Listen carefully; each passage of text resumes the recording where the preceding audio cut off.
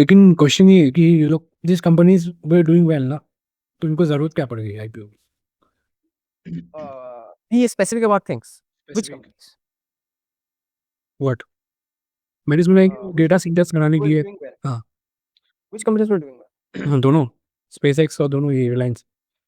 I think अच्छा, SpaceX के लिए आई थिंक ज़्यादा ट्रू है कि लोग बोले थे he needs more investment to make data centres up there, उसके लिए he needs more money, has the IPO. Not about just data centers, उसको और भी चीजें करनी है जिसके लिए कैश रिक्वायरमेंट है. क्योंकि बिजनेस तो प्रॉफिटेबल है ना obviously. No, I think SpaceX is not profitable. SpaceX is not profitable. आप देखना पड़ेगा but Last year, whatever I read, SpaceX is not profitable. Not profitable. It is इसका है क्या बिजनेस मॉडल क्या है, तो ये बता दे तो। The business model of SpaceX is simple. Hmm, Use reusable rockets to launch 4 to 5 times or reduce the cost of launching satellites into space. हम्म, एक तो हो गया कि they are the only capable people on Earth, apart from Russians, who can send people and goods up to the international space station. तो सबसे पहले तो NASA का कॉन्ट्रैक्ट मिल गया और रशियन का कॉन्ट्रैक्ट मिल गया उनके पास, इस फूड सप्लाईज बेचनी है, तो सबसे पहले तो उनका कस्टमर कौन हो गया? नासा वाले. yes, second customers are people from India as well, जहाँ पे गवर्नमेंट का कोई भी मान लो कोई सैटेलाइट भेजनी है, लेकिन we do not have sufficient amount of satellites that will make sense for us to launch it on our own in ISRO's based rockets. लेकिन इसरो को भी कुछ एक पेलोड्स की जरूरत है ना, कि until and unless मान लें कि मेरे ट्रेन के अंदर 1000 किलोस होते हैं, तब तक मैं प्रॉफिटेबल हो ही नहीं सकता. मैं क्या 5 किलो का एक सैटेलाइट भेजने के लिए क्या मैं पूरा रॉकेट उड़ा दूंगा? हम्म? तो उस टाइम पे स्मॉलर कंपनीज जिनके सैटेलाइट्स है, फिर रिसर्च लैब्स, वो लोग स्पेसएक्स को बोलते हैं कि please launch our satellites. Third is, जो सबसे बड़ा अभी सुनने को आ रहा था revenue is not from launching satellites and all of others, खुद के जो स्टारलिंक्स के जो सैटेलाइट्स है उसको जो लॉन्च कर रहे हैं, उस पे सबसे ज्यादा प्रॉफिट होने के चांसेस दिख रहे हैं. तो मुझे लगता है कि they are going to go aggressively in that direction, कि नए सैटेलाइट्स को लॉन्च करते करते करते करते और सैचुरेटेड सबसे वो तो वही है. सेकंड इज उनको आई थिंक नासा का कॉन्ट्रैक्ट मिला हुआ है. आई think it's contract, I am not 100% sure कि कॉन्ट्रैक्ट है कि किस बेसिस पे है. नासा नासा बोल रहे, यूएस गवर्नमेंट बोले have given them the green light to for the moon missions. तो उसके डेवलपमेंट के लिए भी तो पैसे चाहिए, तो उस पैसे को अब ये लोग रेस करके करने की कोशिश कर रहे हैं. तो बिना वही ना कैपिटल चाहिए ना, इट्स कैपिटल इंटेंसिव. और इलॉन मस्क को बस इक्वेशन से हटा दो, सी एज ऑफ कि कितने जल्दी क्रैश करता है. People trust his vision and him, he is the guy they are betting on. SpaceX पे कोई नहीं बैट करता है. नहीं बट This- एक चीज पूछनी थी। वो गया तो it doesn't make sense. Look, people are betting on him. SpaceX is just a name associated with him. अब so yeah, but when you say I'm betting on him, तो when I buy a share from SpaceX, हम्म, तो मैं तो profit expect कर रहा हूँ ना after a certain days, 40 days के बाद। हाँ, yes, yes. If it's not profitable as you said, which is not, बोलेंगे कुछ certain aspect of the program is, जैसे कि तूने बोला स्टारलिंक का और ये सब, दिस आर प्रॉफिटेबल, लेकिन ओवरऑल अगर it's not Overall, making that much profit, तो how will the investors benefit? And if they don't benefit in the long term, will the stocks value go down?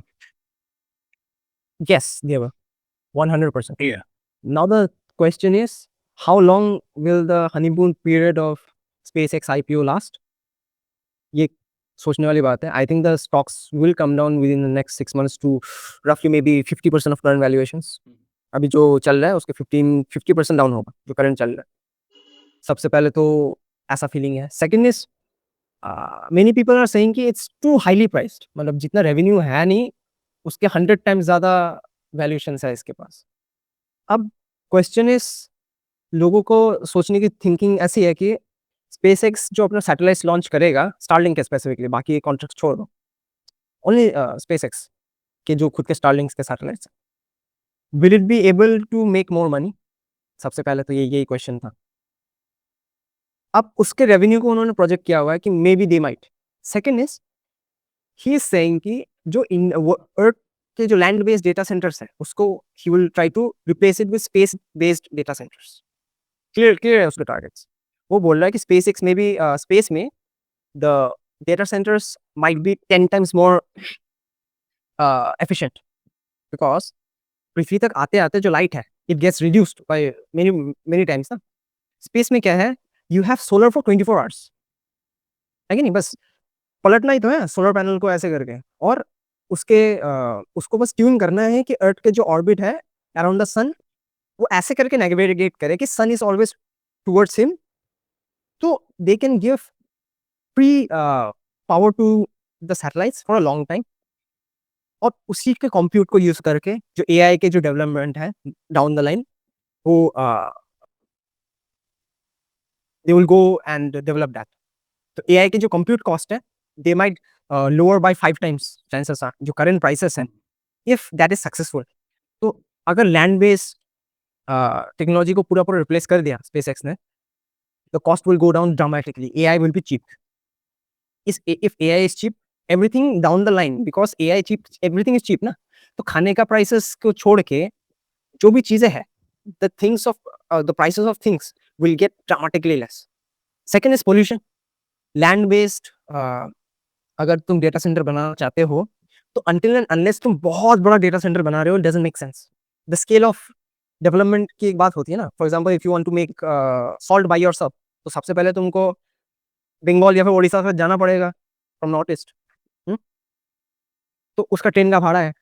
तुम फिर कितना, एक आदमी कितना ला सकता है, मान लिया 20 किलो, तो तुम जाके वहाँ पे रॉ मटेरियल खरीदोगे, जैसे आग बनाने का चूल्हा, फिर raw material like wood fire, अब तुम बॉयल कर रहे हो 2-3 दिन बीच में बैठ के, 20 किलो तुम लाए, अब ट्रेन में तुम बोल रहे हो कि एक साल का हमारा हो गया, वर्सेस और तुम्हारा कॉस्ट कितना पड़ा, ट्रेन का खर्चा 700 रुपये जाने आने का, 1500 रुपये होगा, खाने का रहने का 5000 रुपये 20 किलो का।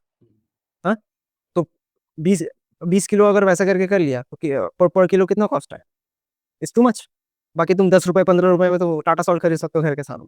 तो लेकिन ये सेम चीज अगर तुम फैक्ट्री के सेटिंग में कर रहे हो तो कॉस्ट विल रिड्यूस ड्रामेटिकली ना, कि तुम मासस को बेचने के लिए वहां पे फैक्ट्री सेटअप किया, अब तुम पूरा नॉर्थ ईस्ट को अगर सप्लाई करने की कोशिश कर रहे हो, अब पर किलो हो सकता है तुम 5 रुपये हो रहा है, मार्केट में तुम 10 रुपये 20 रुपये पे बेच रहे हो, तो प्रॉफिट मार्जिन एक्सपांड्स। तो इसको बोलते हैं स्केलिंग लॉ। जब कोई चीज स्केल करते हो, तो अगर तुम लैंड पे बेस्ड करके डेटा सेंटर बना रहे हो, you have to make it massive. लेकिन एक जगह पे डेटा सेंटर बना रहे हो, नीचे के फ्लोर पे ना, इन द ग्राउंड, सबसे पहले तो कूलिंग टावर बनानी पड़ेगी तुम। डेटा सेंटर गर्म होते हैं, उसके लिए पानी चाहिए, that is fresh water, cannot use any other water, saline water use नहीं कर सकते। तो सबसे पहले वाटर राइट्स चाहिए, कूलिंग की जो कैपेसिटी है वो चाहिए। थर्ड इज ग्रिड कैपेसिटी चाहिए, कि इलेक्ट्रिसिटी इतना प्रोड्यूस कहाँ से करोगे। मान लेते कि तुम्हारे पास एक कंपनी है, कौन सी कंपनी, इलेक्ट्रिसिटी कंपनी, मैंने तुमको बोला कि मेरे को 5 मेगावाट्स का एक्स्ट्रा पावर चाहिए, तुम बोलोगे कि वी आर सैचुरेटेड ऑलरेडी, कहाँ से बना के देंगे। तो तुम बोलोगे कि मेरे को अभी नया एक पावर प्लांट बनाना पड़ेगा। अब तू नया पावर प्लांट बनाने जाएगा तो you have to take permission from government. Government will say कि कौन सा पावर प्लांट है, नेचुरल गैस बेस्ड है कि कोल बेस्ड है। कोल बेस पे जाओगे पावर प्लांट बनाने, एनवायरमेंटल ग्रुप्स आके तुम्हारी ले लेंगे, और better lack of a word, government के खुद के रेगुलेशंस भी है to set up a new power plant. ठीक, उसी को 2 इयर्स के टाइम लगता है। ठीक, रेगुलेशंस। सेकंड, पावर प्लांट से तुम अगर डेटा सेंटर तक पहुंचाने की कोशिश कर रहे हो, you need to upgrade the grid as well, यहाँ पे नया ग्रिड बनाना पड़ेगा। तो तुम देखो कॉस्ट कितना एक्सपोनेंशियली बढ़ रहा है। तो many things should come into a particular way order, तब जाके एक डेटा सेंटर फॉर्म होता है। Water rights, government regulations, environmental groups, power distribution, and how you are going to tackle that, तब जाके डेटा सेंटर बनता है। उस डेटा सेंटर में चिप्स लगता है, वो चिप्स जाके तुम्हारा एआई को पावर करता है। That's the process. Elon Musk बोल रहे हैं we don't give a shit, solar है, स्पेस पे भेजो, डायरेक्टली पावर करेगा चिप्स को, एंड इंटरनेट के माध्यम से, because they already developed technology ना, दे कैन बीम द जो भी उनको डेटा पैकेट्स है, they can beam it down easily. तो दे हैव द टेक्नोलॉजी और एज वेल, और गवर्नमेंट का कोई वो नहीं चाहिए। और solar works for 24 hours 30-40 years, और स्पेस में बहुत एफिशिएंट है। सेकेंडली, करंटली जो सोलर है इन इंडिया बोल रहे, वर्ल्ड में बोल रहे, दे नीड पैनलिंग। पैनलिंग पता है, जो सपोर्ट स्ट्रक्चर है जो इंटरनल जो मटेरियल है इज वेरी लाइट, लेकिन डेलिकेट है। मतलब तुम अगर ऐसे करके नॉक करोगे तो टूट जाएगा। इसके लिए सपोर्ट चाहिए, ग्लास चाहिए, स्ट्रक्चर चाहिए एल्यूमिनियम का, पीछे फ्रेम चाहिए, है हवा लगेगा कि शॉर्ट सर्किट नहीं होगा। स्पेस में ऐसी कोई रिक्वायरमेंट्स नहीं है। तो it will B 10 times lighter, 10-20 times lighter the solar arrays जो लगेंगे, और कोई प्रोटेक्शन की जरूरत ही नहीं। सन जितना चमकेगा उतना ज्यादा पावर प्रोडक्शन। तो it's a win win win. लोग उसी पे अभी बैट कर रहे हैं। जो बैट है, पीपल से कि it's a good bat, and I feel also it's a good bat. Cost अभी कुकू है।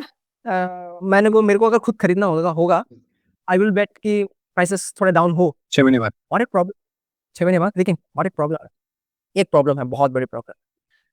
आई थिंक नास्डैक या फिर S&P में स्पेसएक्स इज ऑलरेडी लिस्टेड, अभी लिस्टेड हो गया। इशू क्या है? इनको बोलते हैं इंडेक्स फंड्स। इंडेक्स फंड पता है क्या होता है?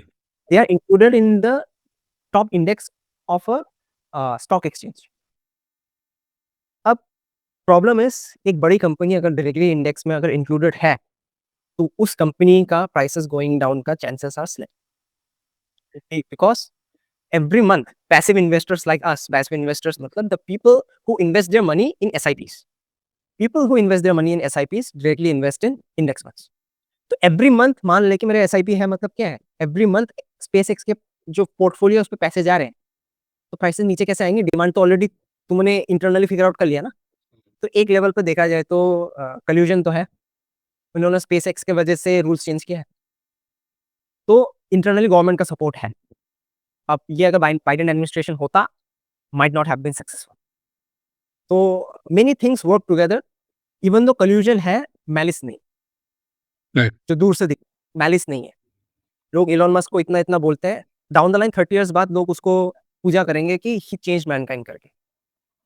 द लिबरल्स, उन्होंने क्या बोला था कि जब टेस्ला लॉन्च हुआ था, इट वाज द कॉन्सेप्ट ना, everybody said that it will fail, never fail, कभी फेल नहीं हुआ Tesla, it went on to make money. और एनवायरमेंटल ग्रुप्स को तो बोलना चाहिए ना कि Tesla is our saviour, because he change the industry from gas power to electric power, जो चाह रहे थे। तभी भी लोग प्रेस करने के नाम पे नहीं है मस्क को। तो कितना भी अच्छा कर लो, if people are against you, they will always be against you. Musk knows this. उसको घंटा कोई फर्क नहीं पड़ता, उसको अपना विजन है, अपने विजन को इम्प्लीमेंट करना है। डाउन द लाइन सुनने को ये आ रहा है, they will merge Tesla with SpaceX down the line. Second is, I think they have merge SpaceX and XAI। मैं गलत हो सकता हूँ, आई मे बी रॉन्ग, या फिर मर्ज हो गया है, भी करना चाह रहे हैं XAI। थर्डली, मस्क ने एक कंपनी खरीदी हुई है जिसका नाम है कर्सर, $60 billion का।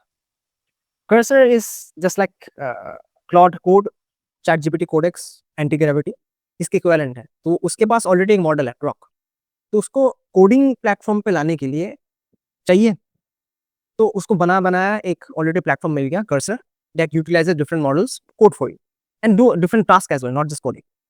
तो उसको उसने खरीद लिया है। तो तू सोच के देख वो क्या क्या बना रहा है। एक तो है the boring company, boring company नाम सुना है? हाँ, सुना है। तो उस कंपनी देख ज्यादातर क्या है, आइदर AI बेस्ड है या फिर ट्रांसपोर्टेशन बेस्ड। AI बेस्ड में कैसे, जो भी मैंने अभी बोला, द बोरिंग कंपनी क्या करेगा, इंटरनली बोर करके जो गाड़ियां ट्रैवल करेंगी, एक तो वो है। टेस्ला इज ट्रांसपोर्टेशन कंपनी, गाड़ी बनाता है, कहाँ से जाएगा, टनल के अंदर से जाएगा। स्पेस एक्स से ट्रांसपोर्टेशन कंपनी क्या करता है, रॉकेट्स भेजता है स्पेस पे। हाँ, रॉकेट्स के अंदर क्या है, स्पेस एक्स का खुद का डेटा सेंटर्स। वो डेटा सेंटर किससे कनेक्टेड होगा, ग्रॉक को पावर करेगा। ग्रॉक किसके ऊपर चलेगा, ग्रॉक चलेगा क्या बोलते हैं इसका नाम, कर्सर, कर्सर चलाएगा एंड यूटिलाइज ग्रॉक करेगा। सेकेंड इज, टेस्ला का खुद के चिप्स है जो वो मैन्युफैक्चर कर रहे हैं। डाउन द लाइन एनवीडिया को पछाड़ के सारे AI चिप्स इन हाउस बनाएगा वो। तो उसने पूरा एक सेटअप बना के रखा है कि खुद का, जैसे गूगल नहीं है, गूगल के पास जीमेल है, गूगल मीट है, डिफरेंट अदर एंटरप्राइजेस है, सब एक पैकेज करके वो बहुत अच्छे से प्रेजेंट करता है।